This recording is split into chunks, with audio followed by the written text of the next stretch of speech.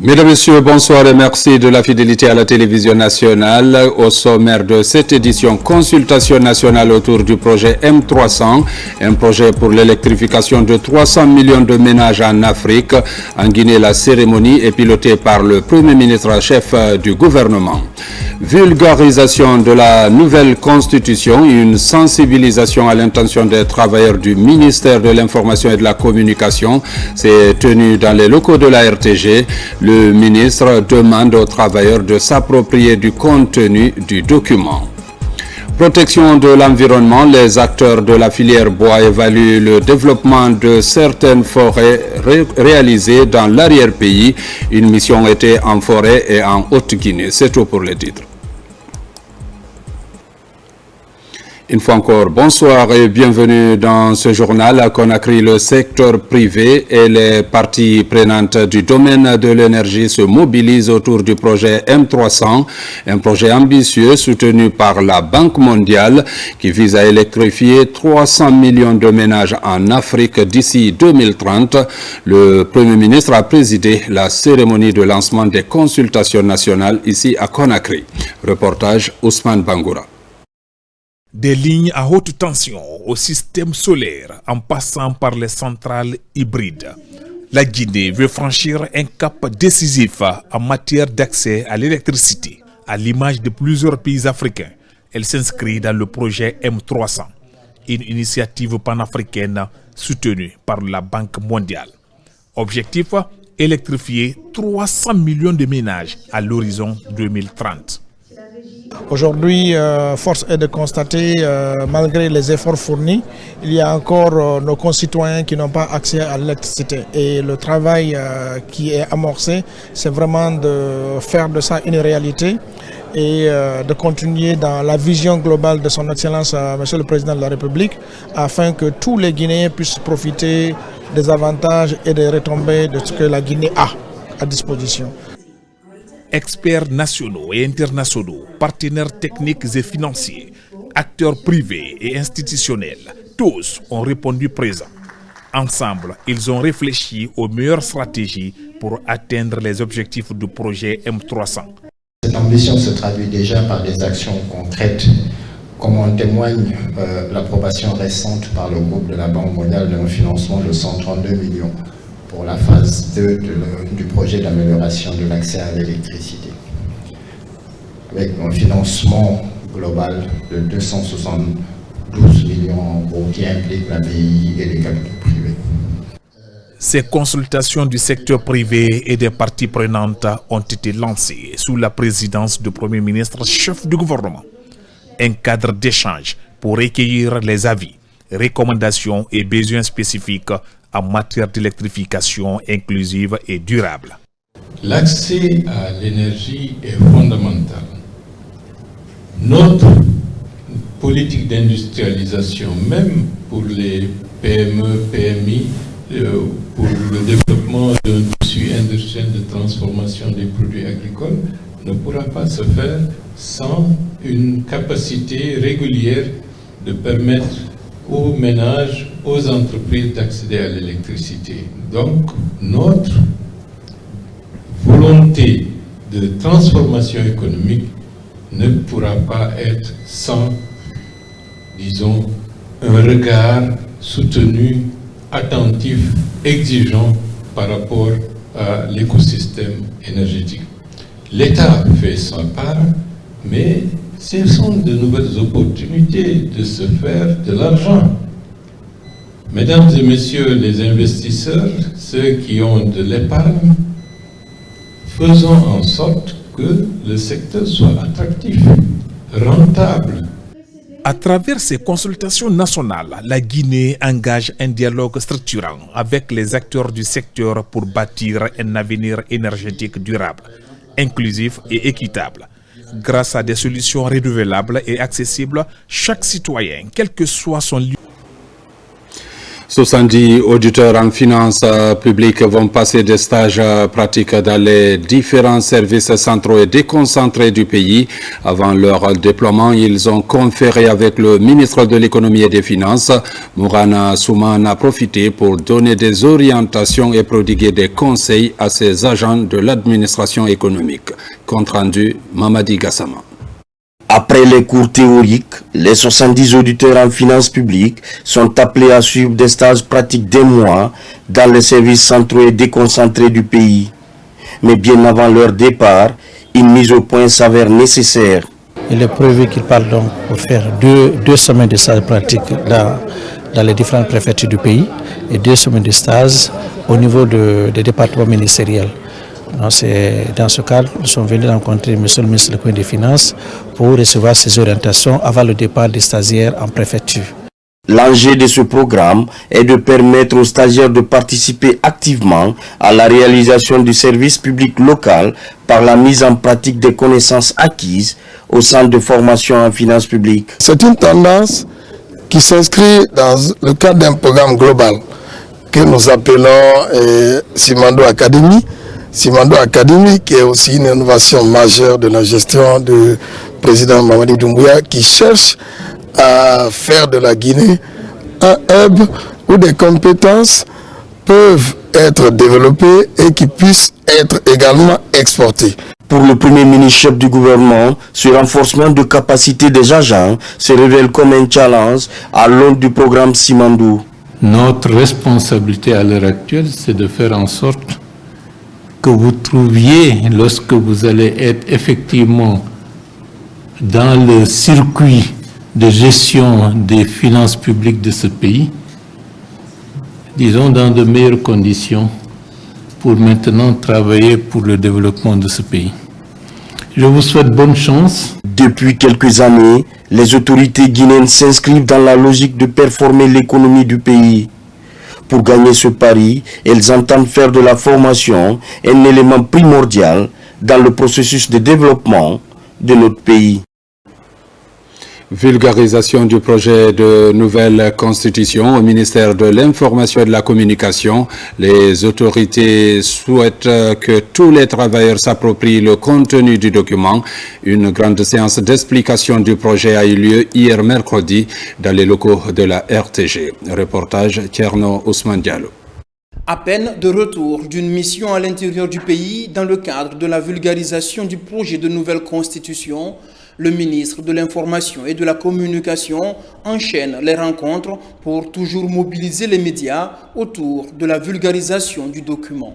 Au grand plateau de la RTG, travailleurs de ce média et des autres directions du département répondent à l'invitation du ministre Fana Souman pour découvrir l'esprit du projet de nouvelle constitution, les innovations apportées et lever toutes les nuances à l'issue d'une présentation du conseiller juridique du ministère de l'Information et de la Communication. Ce projet de nouvelle constitution apporte un équilibre politique, un équilibre social, mais surtout un équilibre économique, parce qu'à travers ce projet, nous voulons construire une société juste, équitable et basée sur les principes de gouvernance et de transparence dans la gestion des finances publiques.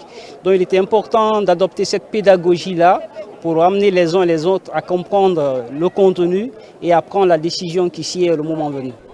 La mobilisation des hommes de médias pour la vulgarisation du projet de nouvelle constitution va permettre de toucher les populations avec plus d'efficacité. Avec cette rencontre, le ministère de l'Information et de la Communication réaffirme sa volonté de faire en sorte que le projet de nouvelle constitution soit donc compris par tous, sans exclusion, à travers les médias. Nous mesurons à sa juste valeur cette rencontre car nous savons que nous sommes dans une phase décisive de la transition, une phase décisive dans la démocratisation. Et aujourd'hui, nous sommes là pour la vulgarisation du projet de la nouvelle constitution. Qui est mieux placé pour le faire si ce n'est que nous, les acteurs de l'information et de la communication? Voilà pourquoi cette rencontre a une grande valeur qui nous permet aujourd'hui de prendre, nous, connaissance de ce document qui est si important pour la nation, mais aussi à nous autres de le vulgariser de l'expliquer et de le faire comprendre aux citoyens. Vous devez comprendre que ce projet de nouvelle constitution, si adopté au soir du 21 septembre 2025, sera la norme suprême qui régira la vie de l'ensemble des Guinéens et de ceux qui vivront sur l'ensemble du territoire national. D'où la nécessité pour nous tous, hommes de médias, de connaître le contenu du texte afin de permettre aux citoyens de faire un choix utile entre le oui et le non le jour du vote référendaire du 21 septembre prochain. Nous ne sommes pas encore en campagne référendaire. Nous sommes à l'étape de vulgarisation du contenu du projet de nouvelle constitution. Cette étape doit nous pousser, nous qui avons eu la chance d'aller à l'école, de chercher à comprendre les différents articles en vue de leur traduire et leur expliquer dans nos différentes langues nationales et dans nos différentes familles. Il est donc question de vulgarisation. Et qui est mieux placé que nous, hommes et femmes de médias, publics et privés, pour assurer la vulgarisation? Quand les autres cadres véhiculent des messages, c'est l'intention d'un public restreint. Mais quand nous, les journalistes, nous parlons au micro, quand nous écrivons dans les colonnes de nos journaux et nos sites, nous touchons combien de personnes? Nul ne saurait répondre à cette question. Alors, mobilisons notre énergie pour faire de cette campagne de vulgarisation du projet de nouvelle constitution une véritable réussite. Déjà mobilisés depuis le début des opérations de vulgarisation du projet de nouvelle constitution, les travailleurs du ministère de l'Information et de la Communication se voient galvanisés davantage avec une meilleure compréhension des enjeux et du contenu du document. Nous déjà, travailleurs de la RTG, saluons avec grand intérêt cette démarche participative de Monsieur le ministre de l'Information et de la Communication au sujet de cette nouvelle constitution. Ce projet de nouvelle constitution est le produit du peuple de Guinée et pour le peuple de Guinée. Donc il était important pour Monsieur le ministre de venir vers nous, travailleurs et travailleuses, surtout nous qui avons, n'est-ce pas, la charge de vulgariser son contenu. Le message est clair, c'est que nous devons servir de courroie de transmission des bonnes informations, des bons articles qui sont dans ce projet de nouvelle constitution à l'endroit de la population. Avant cette rencontre, une séance de vulgarisation avait eu lieu avec les cadres du département. Le ministre Fana Souman entend impliquer tous les acteurs de la presse et plus globalement du monde de la communication, mettant ainsi en marche la stratégie du département dans le cadre de la vulgarisation du projet de nouvelle constitution. Remaniement ministériel, 5 nouvelles figures viennent renforcer l'équipe gouvernementale, parmi lesquelles Fassou Théa, nommé ministre de la Pêche et de l'économie numérique. Fort de son expérience de plus de 15 ans dans l'administration publique, M. Théa se dit très engagé pour le rayonnement de ce département. Algassimouba. Fassou Théa, nouveau visage du ministère de la Pêche et de l'économie maritime. Jusque-là, en service à la primature, M. Théa est loin d'être un novice dans l'administration publique. Expert bilingue en environnement, diplomatie multilatérale et développement durable, mais aussi en négociation internationale et planification stratégique.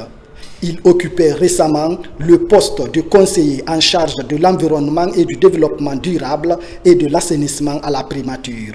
Fassou Théa est titulaire d'un master track en sciences de durabilité, master en management de l'environnement et du développement durable et détient un certificat en conception et mise en œuvre des politiques publiques de l'université Harvard aux États-Unis. Avant tout d'abord, je voulais exprimer toute ma gratitude à l'endroit du chef de l'État qui a bien voulu renouveler sa confiance en moi en me nommant comme ministre de la République. Nous allons nous mettre à l'œuvre pour mériter cette confiance qui a été encore renouvelée de façon high.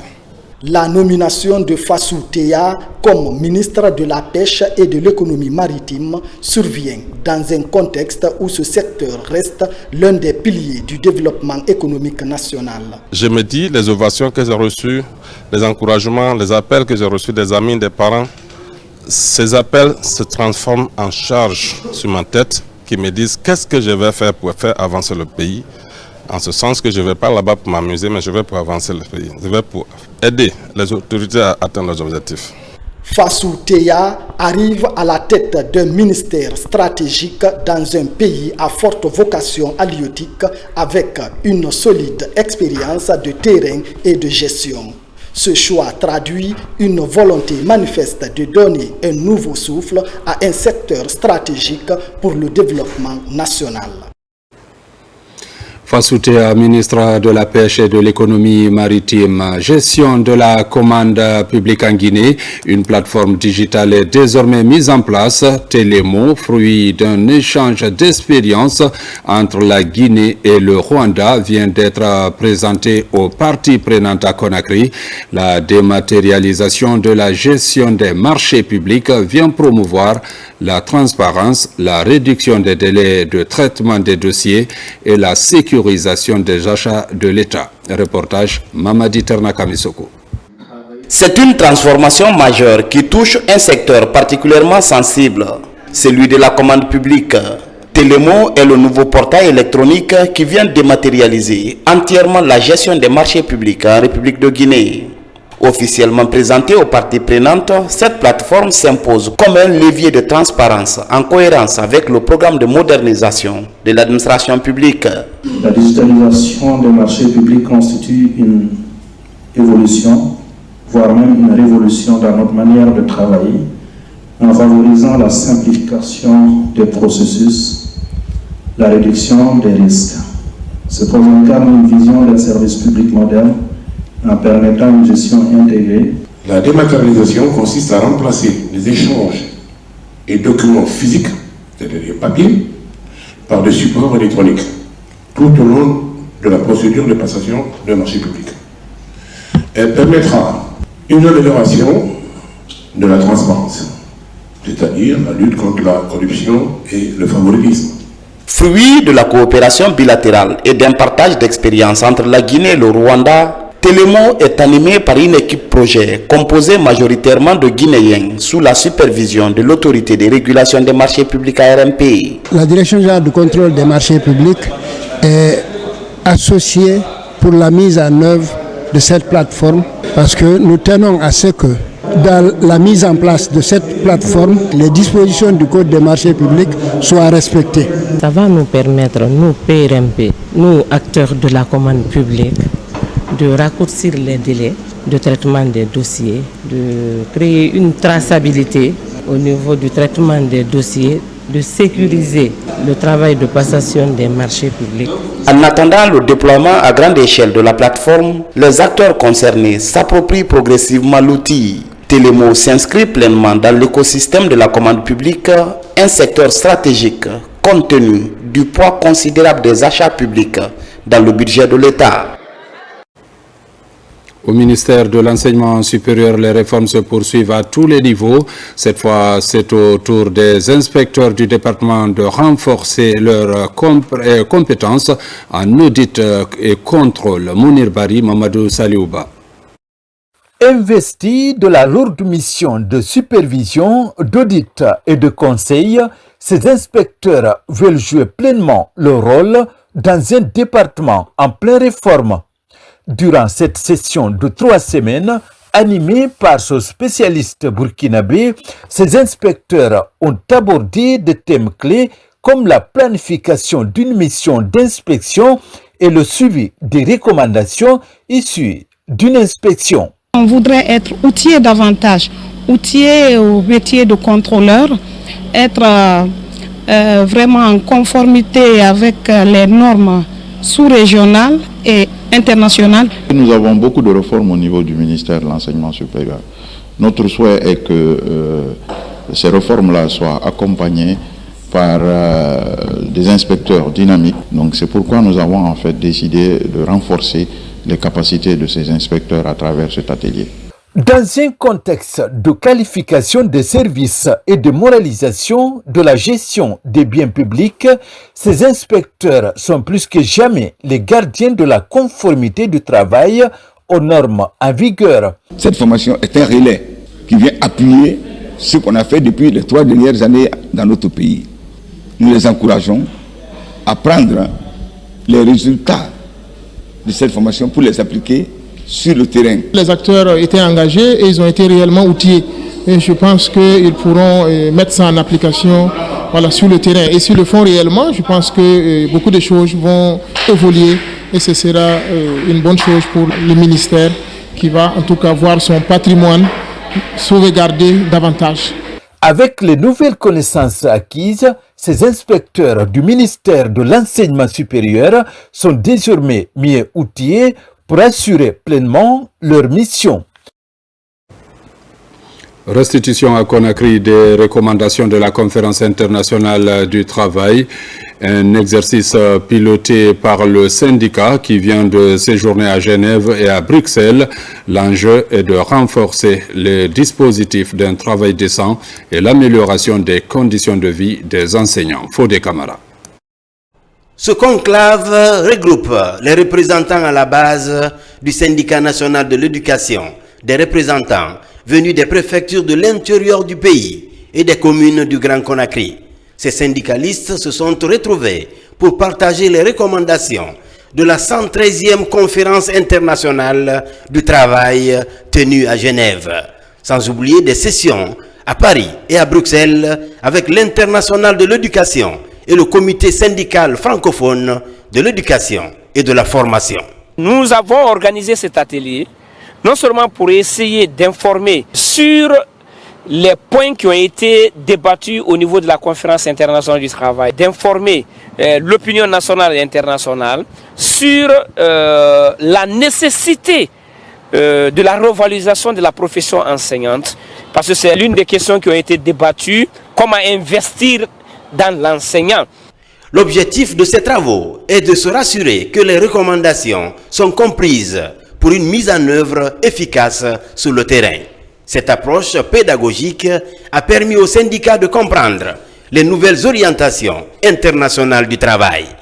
Nous avons constaté que son voyage n'a pas été seulement du tourisme, mais vraiment un voyage très fructueux dans le cadre de l'amélioration ici des relations d'amitié et de fraternité entre le SNI et d'autres structures syndicales, tant nationales qu'internationales. Et il a profité de la même occasion pour nouer des partenariats de formation, de coopération et autres avec ces structures syndicales de communication sur le plan international. Les recommandations de la conférence internationale de Genève devraient contribuer à promouvoir un travail décent par le renforcement du dialogue et de la justice sociale. Parlons foresterie avec cette visite de terrain. Les professionnels de la filière bois en séjour de travail en Guinée forestière et en Haute-Guinée ont visité plusieurs plantations dans ces différentes localités. Certaines de ces plantations sont devenues aujourd'hui des véritables forêts, comme le montre ce constat sur place de Mamadou Alpha Baldé. Kissidougou, Farana, Kouroussa ou encore Dabola, elles sont devenues de véritables forêts. Ce sont des plantations réalisées par les professionnels de la filière bois. Elles ont 10, 5 et 3 ans. En mission de travail dans la zone, les membres du bureau national viennent apprécier le niveau de croissance des plants et l'entretien des sites. À vue d'œil comme ça, je pense que cette forêt est très bien entretenue. Seulement, ce que je vais leur recommander ici, c'est procéder à quelques traitements sylvicoles, notamment l'éclaircie totale. Parce que lorsque nous continuons dans ce sens-là, on va vraiment retrouver dans un futur proche des forêts vraiment dans notre pays. Partout, la collaboration avec les services techniques de l'environnement, les communautés locales et la filière bois permet de surmonter les défis et optimiser la chance de survie des plants pour le bonheur de tous. Et tout ce qui est en train d'être fait, c'est grâce au ministère de l'Environnement et du Développement durable, à travers des appuis techniques et des conseils techniques qu'on nous donne, C'est ce que nous sommes en train d'appliquer sur le terrain et un peu de sensibilisation et de conscientisation des communautés. Aujourd'hui, c'est chose qui est en train de donner de bons fruits sur le terrain. Assurer le traitement sylvicole des sites et la poursuite de la lutte contre les feux de brousse sont entre autres contraintes soulevées. Ce que je viens de voir ici est un acquis à pérenniser. Dans la mesure où ils ont créé une forêt qui répond aux normes et qui est vraiment bien protégée. Avec ces arbres d'acquis, on ne fera que les encourager. Ce qui nous fatigue, ce sont les feux de brousse. Mais néanmoins, on se bat, on fait les mises en défense chaque année, 10 mètres de chaque côté, dans nos différentes plantations. On a aussi des comités qui veillent tous les jours sur la sécurité des plantations en période de feu surtout. C'est ce qui nous fatigue. Représentés à travers l'ensemble du territoire national, les professionnels de la filière bois comptent poursuivre leurs efforts en faveur de la restauration du couvert végétal, aujourd'hui fortement entamé. La Guinée a célébré la Journée mondiale de la dignité des victimes de la traite des êtres humains, une journée marquée par l'organisation d'une conférence de presse pour présenter le bilan des actions menées les 12 derniers mois ainsi que des perspectives. Compte rendu Mohamed De Camara. Depuis plus d'une dizaine d'années, le 30 juillet de chaque année, le monde célèbre la dignité des victimes de la traite des personnes. Pour marquer cette date, le Comité national contre la traite des personnes et pratiques assimilées et les partenaires impliqués dans la lutte ont dressé devant la presse nationale le bilan des actions fortes menées les 12 derniers mois dans le pays. Le gouvernement fait de la lutte contre la traite des personnes sa priorité. Et cette priorité, elle s'illustre à travers les engagements politiques. Les engagements politiques très forts à travers le renforcement du cadre juridique. L'élément le plus important dans le cadre de renforcement du cadre juridique, c'est la loi spéciale qui a été adoptée par le CNT en 2023 et qui a été promulguée par M. le Président de la République en 2024. Et ça, c'est un signal fort que nous avons envoyé aux partenaires techniques et financiers. La lutte contre la traite des personnes engage tous les acteurs. Dans cette lutte, partenaires et autres acteurs réitèrent leur engagement à mener des actions visant à réduire cette pratique. Nous comptons accompagner le comité dans un plaidoyer pour la mise en œuvre effective des organes prévus par la loi spéciale et notamment le comité d'orientation stratégique, le secrétariat exécutif et les antennes déconcentrées. C'est la coordination et la gouvernance et il s'agira de soutenir la tenue régulière des réunions de coordination du comité en vue d'un suivi efficace de la mise en œuvre du plan de travail triennal. On aura la sensibilisation et la mobilisation communautaire, puis l'appui logistique et en équipement. La volonté du Comité national de lutte contre la traite des personnes et ses partenaires est d'intensifier dans un bref délai la lutte contre la traite des êtres humains conformément aux recommandations internationales.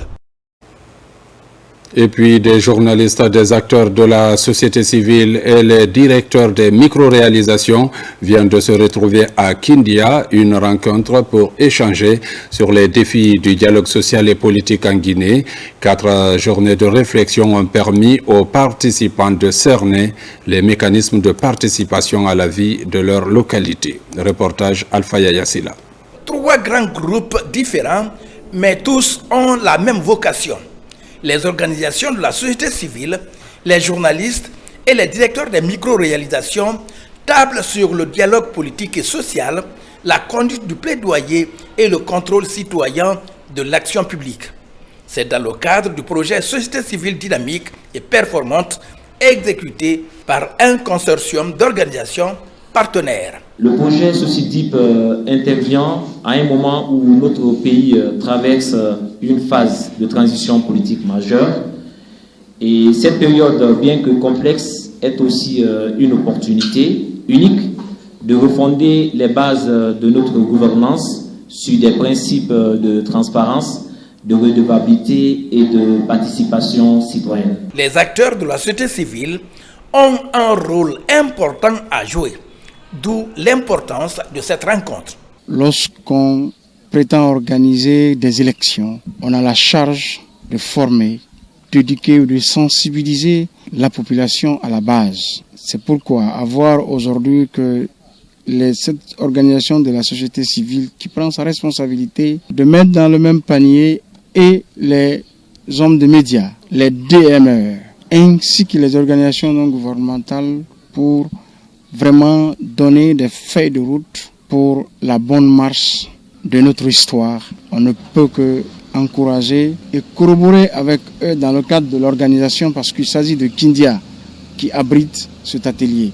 Le coup d'envoi est donc donné pour le renforcement des capacités des acteurs de la société civile dans les régions du pays. Mesdames, Messieurs, c'est la fin de cette édition. Merci de l'avoir suivi et bonne suite de programme sur la RTG.